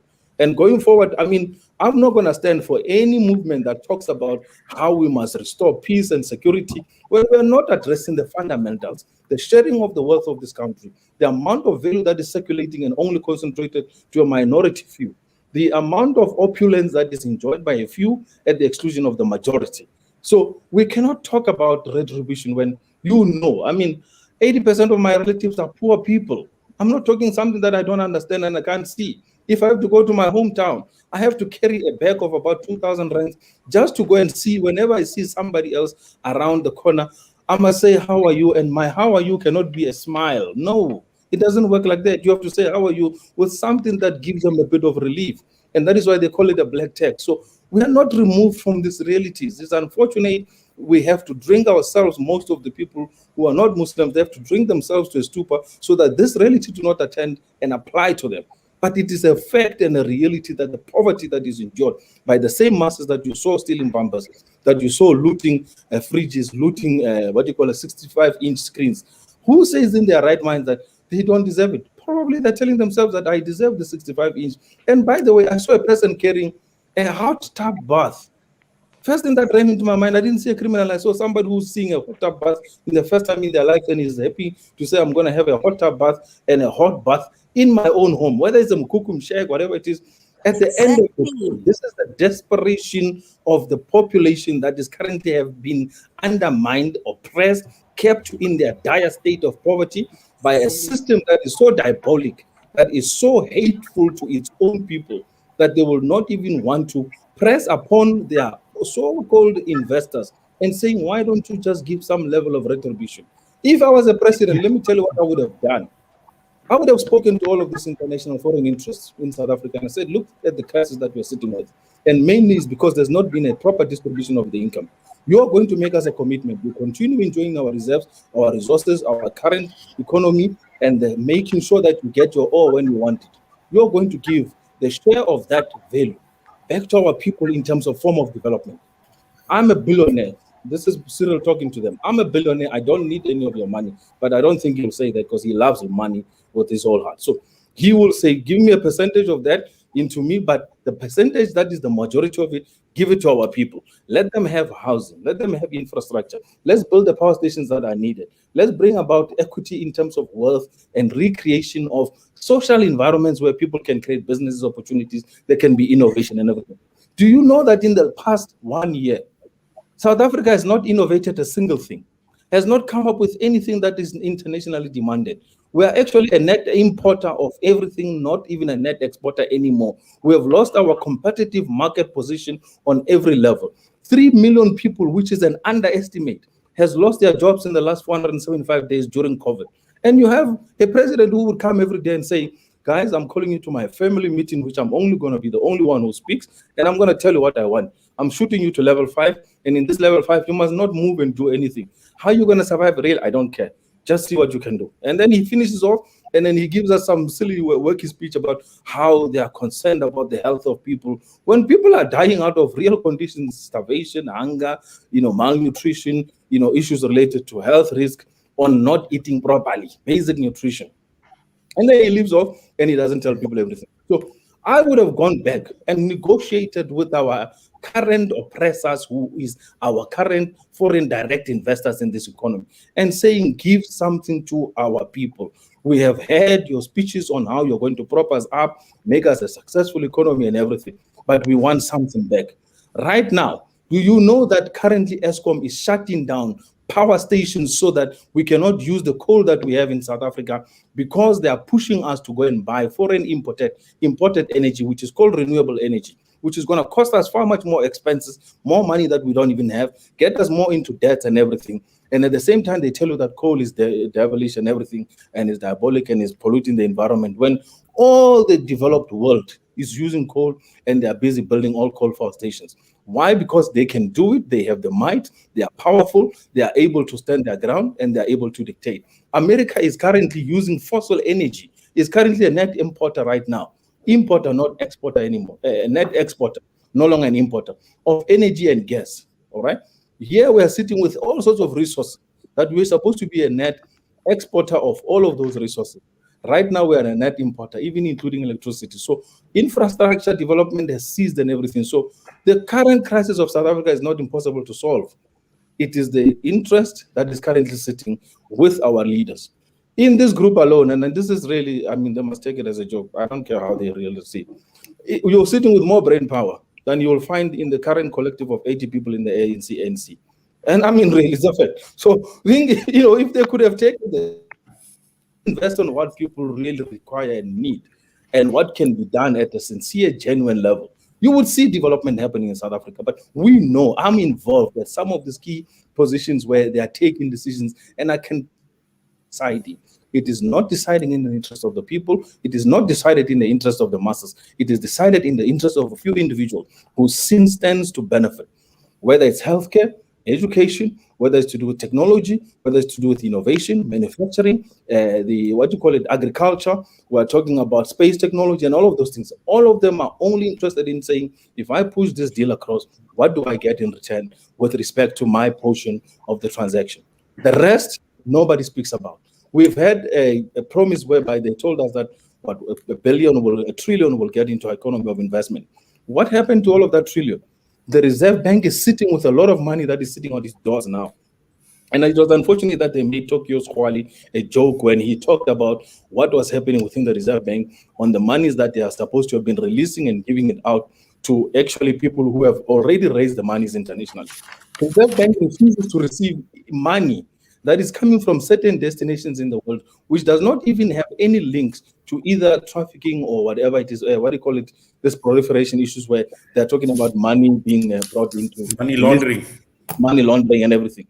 Yet the Reserve Bank will sit and block those transactions so that this money must not come to, let's say, Ashraf, who will be now running a particular project in water piping, coming up with the communities and everything. Why? Because they don't want certain cabals and groups in the economy to benefit from such process and everything. The Reserve Bank of South Africa, and that is why there was a call to say nationalize this thing so that we can have transparent, open transaction seeing of what comes in and goes out. Adil, sorry, can I just stop you there? Obviously, we are running out of time. We've got about 25 minutes, and we need to obviously go across panel. And because I've got a question basically that has come up, talking and asking this question to the panel, saying that what is the imminent plan of action in your opinion now? And I'm going to go around with, we've got about half an hour or so there are about 6. So possibly I'll give you about 5 minutes each to each of the panelists, starting with you, Dr. Anthony Turton. The question that has come through, in your mind, what is the immediate plan of action? Well, I think I'm not sure there is a plan right now. I don't think it exists, and I think that's part of the tragedy. I think thinking logically, the first thing that has to happen is we have to stabilize the situation, because I predict that at least 3 things are going to happen in the very near future. In fact, 4 things are going to happen in the very near future, and these must all be mitigated as a matter of urgency. Number one, we're going to have an accelerated food crisis of note. Where I sit right now, I have bread for tomorrow, I have milk for tomorrow, and nothing the day after, as I sit here right now. So food shortages are now going to rapidly start becoming a new problem across the board. Whether you black, white, pink, or yellow, whether you rich or poor, it makes no difference. There will be food shortages. The second shortage that I'm profoundly concerned about is fuel. There's a fuel shortage. I'm in KZN, on the south coast. Fuel shortage. I've got 200 kilometers of fuel in my vehicle and nothing more beyond that. The Natref oil refinery has just declared force majeure. They based in Durban. They're the people that provide the oil up into the Gauteng area. And the reason why they've done it is because the supply chain has been so damaged that they can't get certain chemicals to produce their fuel. So there will be a growing fuel shortage, not only in Gauteng, it will ripple out across the society. The third thing that I'm profoundly concerned about that should be planned for is medication. I'm at retirement age. A lot of my friends are at retirement age, and some of them are on chronic medication. I know of people that have got medication that will keep them alive for another 5 days, maybe. And beyond that, they now start going into a situation where they might need to be hospitalized, and they're not going to be able to be hospitalized.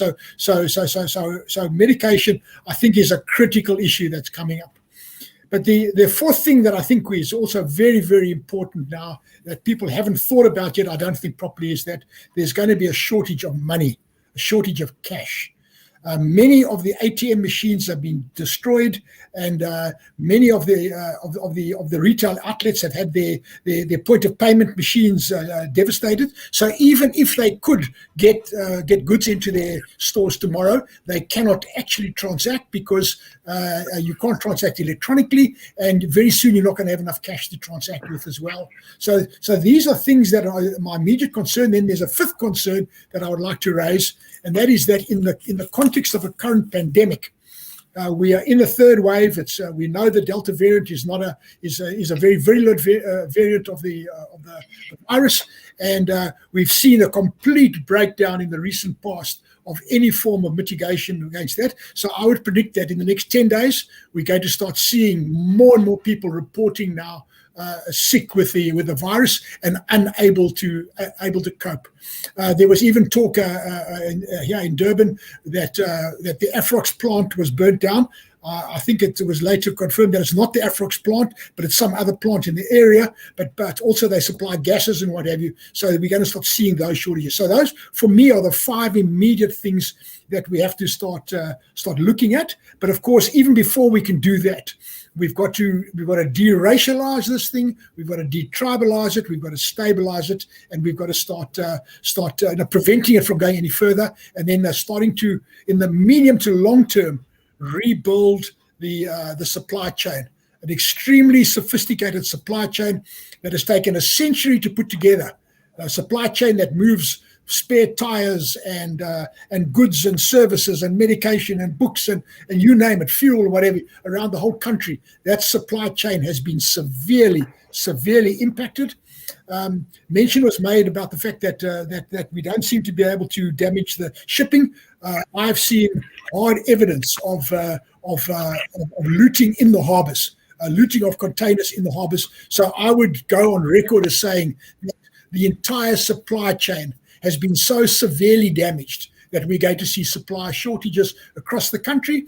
And this is going to affect every company, every business, whether you need to refill your printer cartridge or something like that to carry on your business tomorrow. You're going to have some kind of supply chain disruption. And of course, as companies are forced to now declare force majeure, what that simply means is that they've now got the legal right to suspend all contracts, all contractual commitments. So unemployment's going to go up. And of course, having said all that, that sounds terribly doomy and gloomy. And I'm actually a positive guy. I'm not a doom and gloom prophet. I would like to say on the positive side, that piece that I put out last night on Facebook, that's now being published elsewhere, in fact, is a positive piece, because what it tells me now is that what we've seen in the recent past is a resetting of the agenda. And I see the emergence from grassroots level of a new kind of vibrancy, a new kind of civil society that I believe is going to fill the void left by a retreating government. And I believe all the social issues that the panelists have spoken about tonight, all of them are completely, absolutely critical issues like poverty, issues like a lack of dignity, issues like sustainable livelihoods, issues like a reasonable wage, a reasonable, honourable employment. All of those things are critically important, and that I believe is going to be renegotiated now. Hopefully, I'm an optimistic guy in this new, vibrant civil society that's going to emerge. And someone mentioned earlier on the TRC thing. I think we're going to have a kind of new era of engagement, similar to the one that gave us the imperfect version of the TRC, where we're going to start coming to terms with our very, very complicated and very, very heavy personal history. All of us carry the burden of that history, and I think we're going to start coming to terms with that awkward history in the near future, all as equals, as South African citizens, black, white, pink or green. Just for the record, I'm an African. Just for the record, I'm a 12th generation African, and I'm extremely proud of that fact. So that just to sort of put another cat amongst the pigeons, and I'm extremely proud of that as well. Thank you for that. And in fact, just for the record as well, I can prove my ancestry. Yeah. No, I was going to say that in my ancestry, going back that period of time, I can even say that I actually have some Muslim blood in me. Okay, so that is also an undisputed fact. What that makes me, who knows? But I am what I am. Okay, I'm a son of this country. Well, thank you for that. Ashraf, I know you've been quiet and you've been in and out for a while. I'm going to give you 5 minutes as well, just to wrap up. Shukran, Inayat, and all panelists, salam and welcome. So I think it's very similar. We have a good social cohesion on this panel, and I think we all patriotic South Africans. We all are deeply scarred at the image and the reality of South Africa. We've made global news. The big three items that I would propose. Number one is a mass employment in skills program. Of which the government should and the private sector should fully support and implement as soon as possible. The caveat there would be for the private sector to get any incentive, they should invest in productive investment. The problem is too much of the JSE listed companies are in financialization, meaning they're only trading in stocks and shares. But there should be a tax on finances, financial transactions, and there should be incentives for productive investment. So those mechanisms would stabilize the economy and support what Dr. Turner is saying, rebuild the supply chain, get people trained in those key sectors like transport, agriculture, and community health, etc., etc. I think that would be the first. More importantly, I think is social cohesion. The country needs something along the lines of a CODESA, economic and social cohesion CODESA. I'm very concerned of the racialization of everything in society. Everything is race, is class, is tribes, and it's in many ways there are many fractures, and we should be able to mend. So social cohesion should be very, very, very important.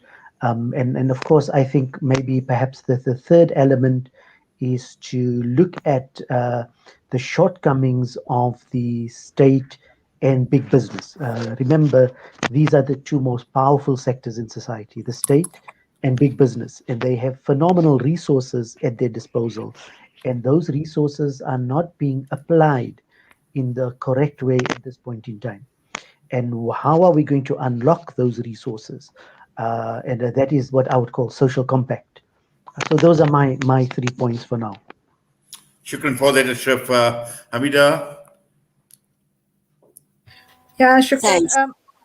Yeah, you were saying Hamida, not Abida. Sorry, yeah, Hamida. I meant Hamida.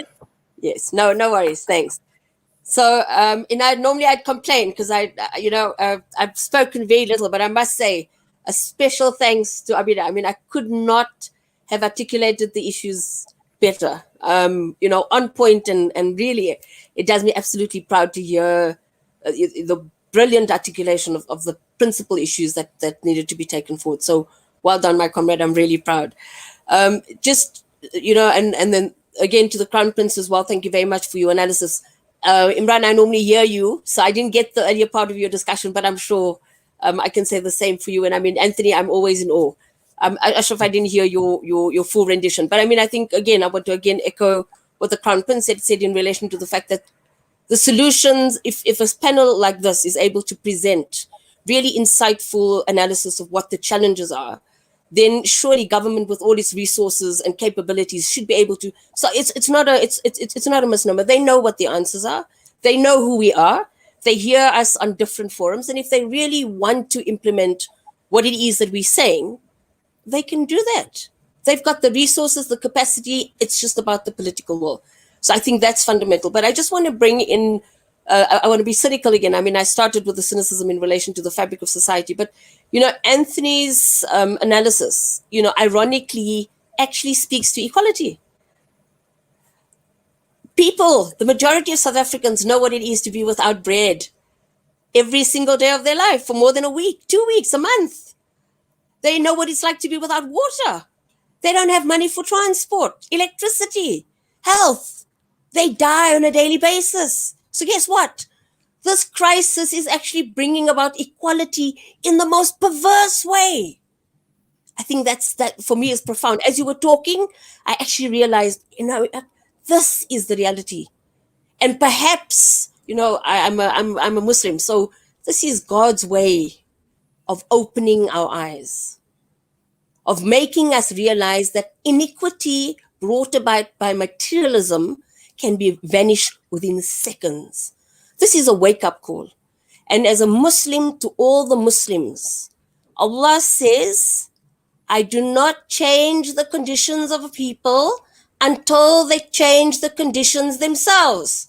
We are experiencing this within the first 10 days of Hajj. These are the most beautiful days, the most blessed days. We are supposed to be experiencing rahmah, blessing. Allah is shouting a message to us. We are deafened for some reason, and the complacency of the financial system that has brought about the levels of impoverishment and the theft and the greed goes against the fundamental grains of Islam, all 5 pillars. We have failed in our duty, both as Muslim followers and our leaders. So this is not just a question of leadership in relation to the ANC government. I speak as a Muslim. Where is our ulama now? Where is their statement? The du'as, it's not just the du'as. We need to do fundamental introspection as Muslims.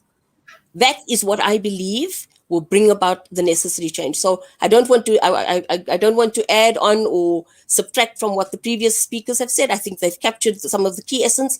But I think, this is a Muslim radio station. We as Muslims make up the majority of the world. The crisis and the global crisis and the fact that we see what's happening in Serbia, in Syria, in Serbia, in Palestine, all of this is an indictment on us as Muslims. This is a wake-up call. I'd like to leave it at that. Shukran for that, Hamida.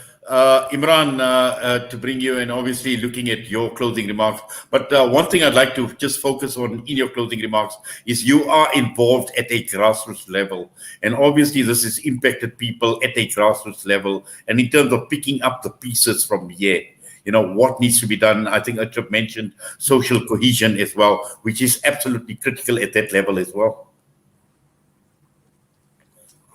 Imran, if you could just unmute your mic, please.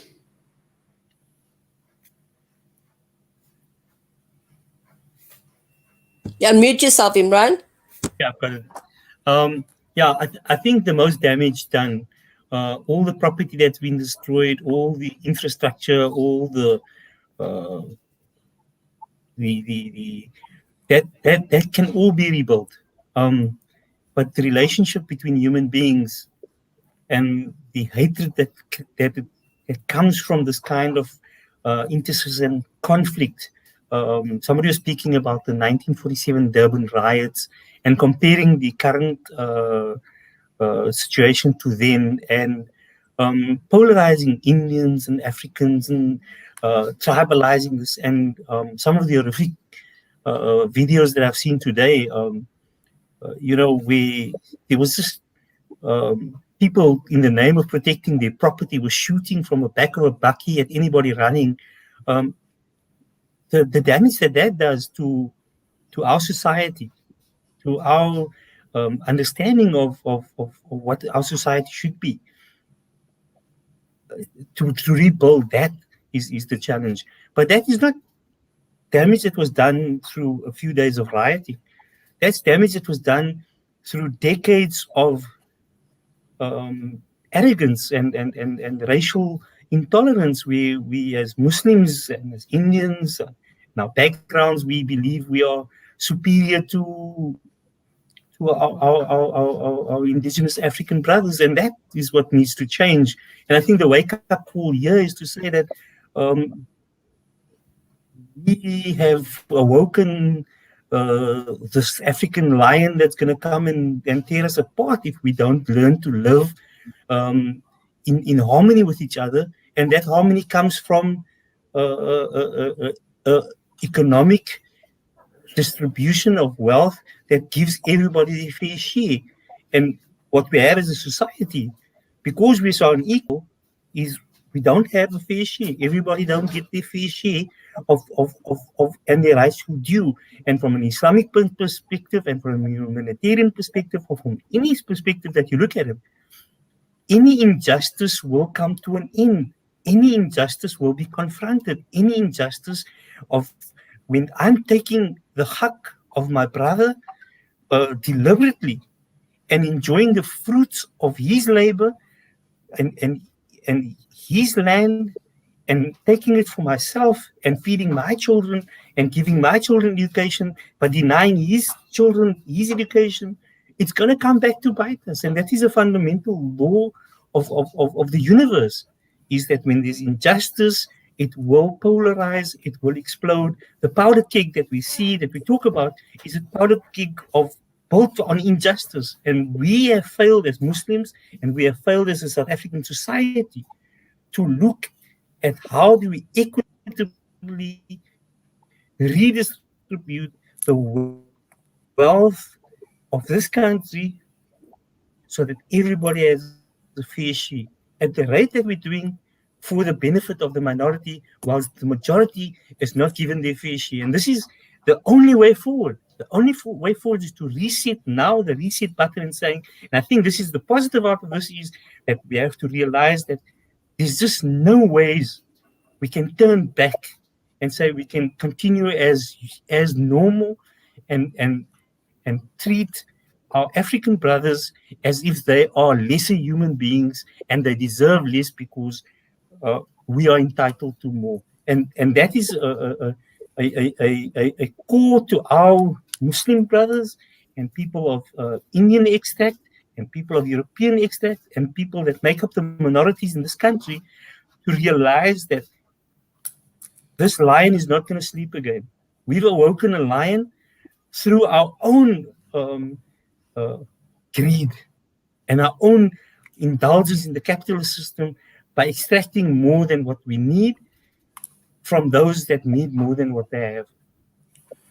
Yes, Imran, obviously, I think, you've raised certain points, and some of them you've come very strongly in terms of internalizing this with regards to minorities. But this is obviously a much bigger problem than just one community. It's not about minority communities. This is a worldwide, this is a global phenomenon as well. And obviously, being on the African continent, we are suffering. We are suffering with decades and decades of colonialism. And we're still suffering as a result as well. And I think, obviously that will be a topic for another day, hopefully, where we will obviously look at some of these issues at a global level or a macro level in terms of how these things have been playing out. Abida, coming through to you, and obviously there was a question that was raised specifically to you, and I just want to read out this question. If very quickly you could answer that question and just your final thoughts before we get to Adil. And this comes from Shabana, who says, would the food parcels and vaccine rollout, which is indeed being rolled out amidst riots and looting, have stopped the crime that has been taking place? So just quickly, if you could answer that question and just your final thoughts, please. Once again, Abida, if you could just unmute. Yeah, Shukran. Absolutely. I think that the food parcels is one form of a safety net for people who are in dire conditions. So we need to continue that wherever that is possible. That is why also we have been saying that instead of stopping that grant of 350 Rand, increase the grant, increase it to 585 Rand. We've got a campaign in terms of pay the grant, and we're saying also give that to caregivers. At the same time, what we're also demanding is to say that government must ensure that the offices of SASSA is open and is protected, but also then work towards the implementation of a basic income grant. We know if there's that kind of safety net. I mean, research has proven across the world where there is a basic income grant, the standard of living of people are improving, and it doesn't mean that then people become reliant on their social grants. It actually it changes people's conditions, but I mean, if I'm a recipient of a grant, if I've got an opportunity to even better and improve quality of life, I'm going to do that, and I'm not going to be dependent on the grant. So that idea also that, that we have a society who just want handouts, I mean, that is absolutely wrong. And I think for me, what I also want to say is that somebody had raised the issue of looting. And again, the obsession with looting, that yes, they are taking TVs and everything. You must actually go to the JSE, because that is where the biggest looting is taking place, right? So I think we need to have this also in a context, and also historically, South Africa is built on colonialism, which is a form of looting any rate. So this morality that we want to now expect people who's in dire conditions, it's actually, for me, very concerning. It does also say that we do need to do a lot of work, especially I've heard some of the speakers talking about social cohesion. And yes, we need to talk about justice, but we need to talk about economic justice. That is absolutely important. I mean, it's not, it's just affirming what the speakers before me have said. So it's the issue about the grants. Then there's the issue that we need to roll back austerity. We need to undo the damages that has been done. And linked to that rolling back of austerity is unfreezing all the posts in the public sector, is employing the 33,000 plus healthcare workers that we need. If it is increasing, it is the quality of our education. It is really the demand of free quality education from ECD to tertiary level. Those are the things, if we want to redress society, those are the issues that we need to look. And it's all linked. I mean, like Hamida said, it's linked. All these things are linked to issues around economy and justice. And that is where we need to start. Then there's the issue that, currently at the moment, that we need to provide protection for the most vulnerable. We know there are criminal elements out there, but also, for example, the people in the informal economy and the spaza shops, all these kind of things. So it is also, but also how.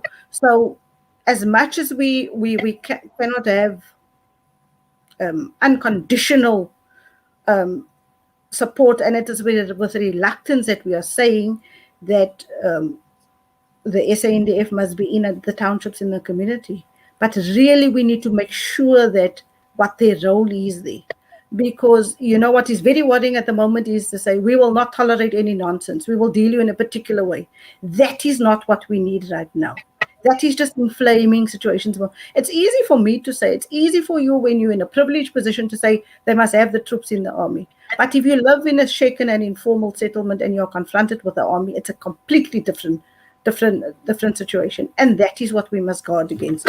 I just want to add that what we had said in our statement earlier today, for example, was that we must also ensure that the vaccine and chronic medication rollout can continue unhindered, right?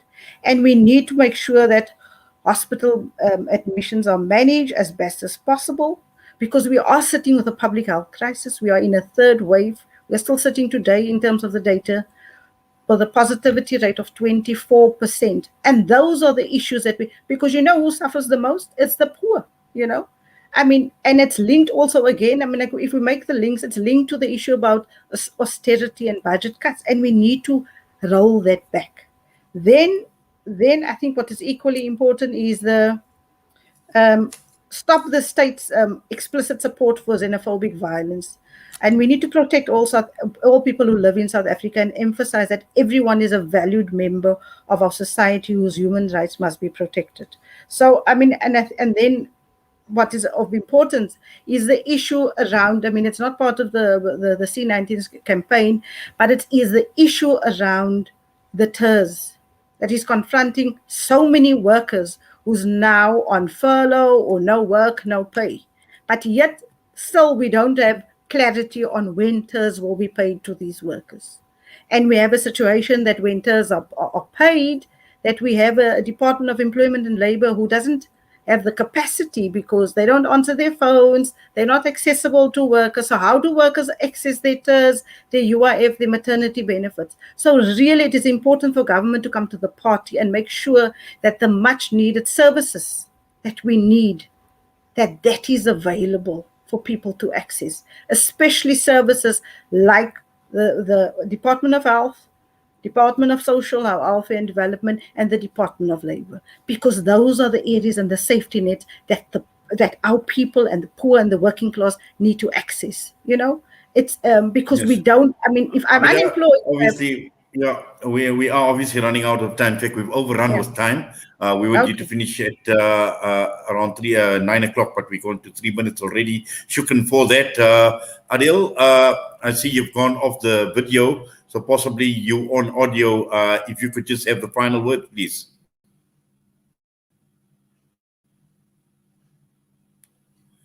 Adil, I think your mic is muted.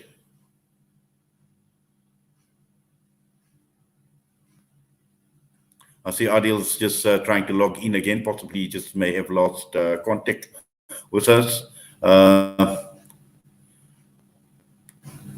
Yes, it does appear as if, I see, okay. Adil, we're going to give it one more try to see if you can connect. Well, we are obviously having a problem and we have already overrun on time. To the panelists, I see Dr. Anthony is gone, to Ashraf Patel, to you, Abida Adams, Hamida Didat, Imran Mukaddam as well, and to Adil in Chabaleng. We thank you. We say shukran to you for your time with us this evening on Wednesday nights with Inayat Wadi. I must say it's been a most absorbing panel discussion that we've had, and obviously looking forward to a lot more engagement with the likes of yourself going forward. And I'm sure there are many topics, there are many issues that we will be talking about. But for now, please keep safe. All the best to you, to your families as well. Assalamu alaikum wa rahmatullahi wa barakatuh. Wa alaikum salam. Wa alaikum salam wa rahmatullahi wa barakatuh, and shukran for the opportunity. Shem, I think Adil just joined. Shukran. That brings us to the end of the broadcast for this evening. And once again, it's been wonderful being in your company, in the company of our Salam Media listeners on the various platforms, on the social media platforms, on YouTube, on Facebook as well. And also those of you that are listening to us on audio this evening, we trust and hope that everything goes well with you, with your families, and also exercise, obviously patience, particularly to those who have actually lost so much in the last few days by way of their properties, by way of their possessions as well. Many of you, I know, have been there for generations. You've obviously built whatever you have, but at the end of the day, we make dua that Allah subhanahu wa ta'ala grant you sabr, grant you patience, and replace whatever you have lost with a lot better, inshallah. So from myself and the rest of the team here at Salam Media, it's been wonderful being in your company. Assalamu alaikum wa rahmatullahi wa barakatuh.